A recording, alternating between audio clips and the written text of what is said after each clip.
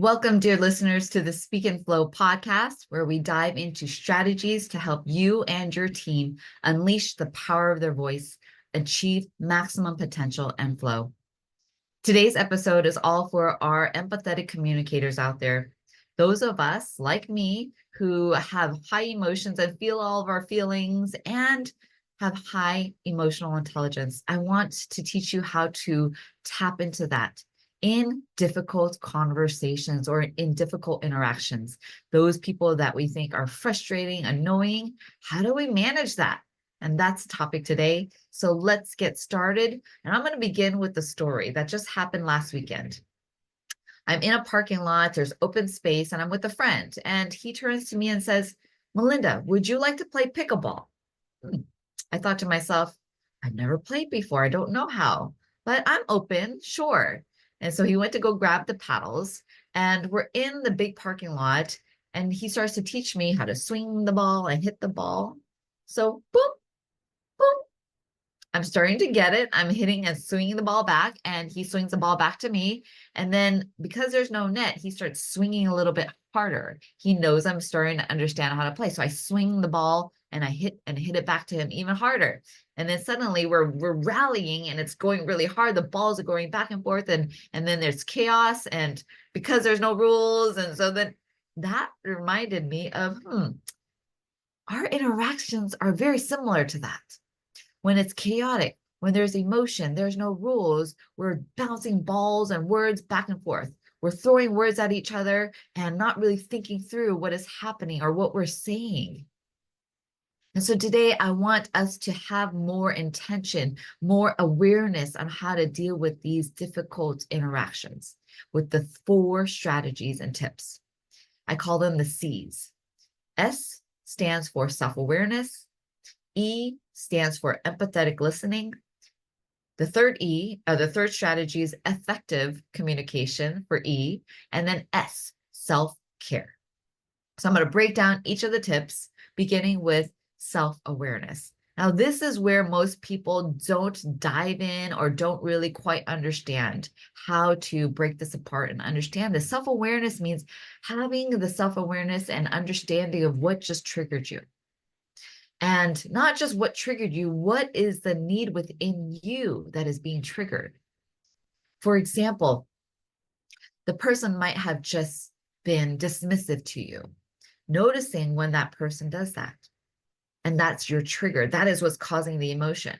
Or the person might just have been inconsiderate to you or had inconsistent behavior. What is that trigger, the behavior that the other person is doing or saying that is triggering up the emotion?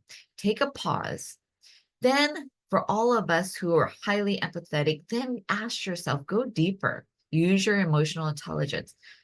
What need is not being met? Because that is what's driving your emotion. If the person has inconsistent behavior, perhaps your need is stability and it's not being met. If the person just dismissed you, your need to be heard is not being met. If the person is inconsiderate, your need for respect is not being met. So really ask yourself and have a high self-awareness of that deeper need, because then you can express it and get that need met rather than saying surface level. And then know that when your need is not being met, the other person's need is also not being met, which takes me to the next strategy, empathetic listening, active listening. Let the person know that you hear them. What I hear you saying is that you want me to do X, Y, Z. What I hear you saying is that you're frustrated because you would like X, Y, Z. And then take it a step further. Get curious. Ask questions on what is that need of the other person that's not being met. Most likely, it's either respect, not being heard, or not having consistency in behavior. So really ask questions and get curious from a genuine place, because what that does is then you're going to establish connections. Without this connection, you're not going to have solutions or creativity. If you continue to stay up at the surface level, throwing words at each other and not listening, you're never going to get to a solution. So and if you're up at that level and high emotion, knowing to take breaks. And then coming back to a place of when you're both at a place that you can feel heard and the other person is also able to listen to you and both of you are calmer, then you can start to bridge the gap, bridge the connection, get curious, which moves into the next strategy, which is empathetic communication. Communicating in a way that is collaborative versus divisive, demeaning. Opening up your heart to finding those solutions and going into collaboration. Ask the person, what do you think? What are your solutions? Knowing that both of our needs are not being met, how can we help each other meet our needs? And then establishing clear boundaries. Saying, being very specific about what is the exact behavior or words that trigger you. And then setting the boundaries, being very clear of when it's too much or what is appropriate and what is not to create a meaningful relationship. Then once you have clear, effective communication, connection, if that doesn't work, then you can go on to the fourth strategy, which is practicing self-care. Knowing when to take breaks, knowing when, if the emotion is high, knowing that you might need some time to practice some self-care for both of you.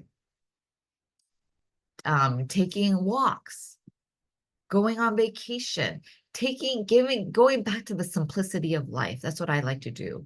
Keeping things simple. What are the little things that bring me joy? I like to do painting. I like to go walk on that beach and just having so much gratitude that I can have the freedom to do that.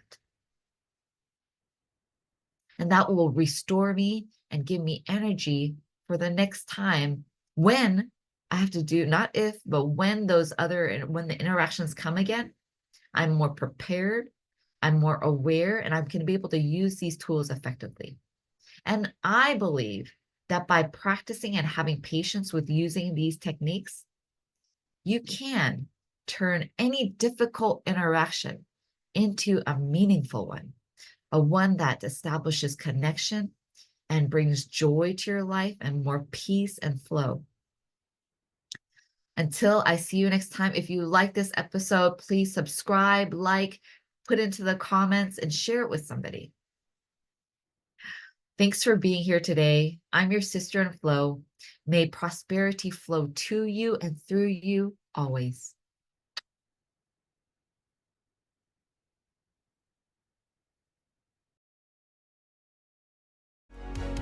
Thanks for joining the conversation today. Are you curious on how you measure up with your ability to speak in flow? Come grab my free self-assessment at https://speakinflow.com/assessment. And I'll see you on the other side.